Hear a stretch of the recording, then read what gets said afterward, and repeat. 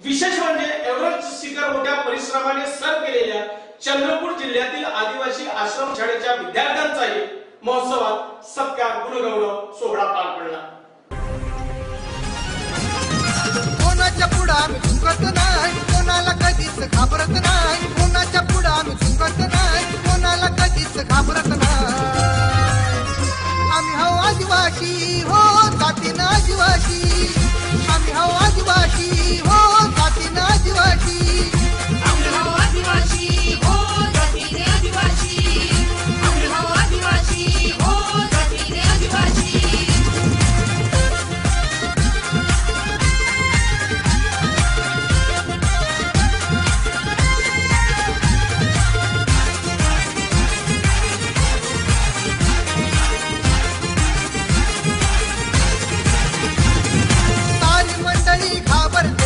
आमच्या हो हिमतीला नशीब लागतात आदिवासी जन्माला यायला. नशीब लागतात आदिवासी जन्माला यायला. नशीब लागतात आदिवासी जन्माला यायला. साथ साथाची गरज नाही हो आम्हाला. मग आम्हाला महाराष्ट्र शासनाने एक संधी दिली परवाना.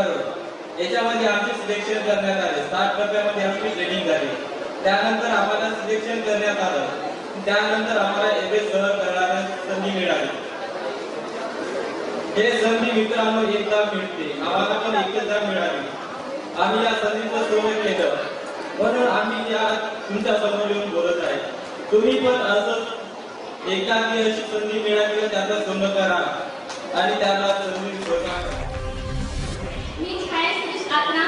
मी छोट्याशा खेडेगावातली आहे. आम्हाला माउंट एव्हरेस्ट काय असते हे सुद्धा माहिती नव्हतं. पण आम्हाला आदिवासी विभागाने एक संधी दिली.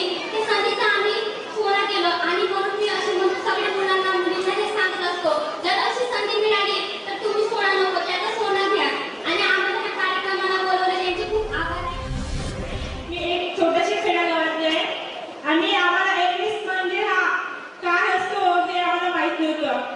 जेव्हा आमच्या शाळेमध्ये टीचर आले त्यांनी आम्हाला सांगितले की एव्हरेस्ट हा एक जगातील मोठा शिखर आहे आणि त्याच्यावर खूप सारे बर्फ राहतो.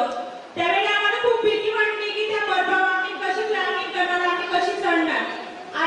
आम्ही जेव्हा कोर्स केले दार्जिलिंग, लेह लडाख, हैदराबाद, वर्धा इथे गेले आणि आम्हाला तिथं इक्विपमेंट कशी वापरतात, काय करतात ते सर्व सांगितले आम्हाला. आणि आम्ही तिथून एव्हरेस्टसाठी निघालो. जेव्हा आम्ही बेस कॅम्पला गेलो नेपाळ, जेव्हा आम्ही नेपाळला पोहोचले तिथे आम्हाला एव्हरेस्ट दिसला. दुरून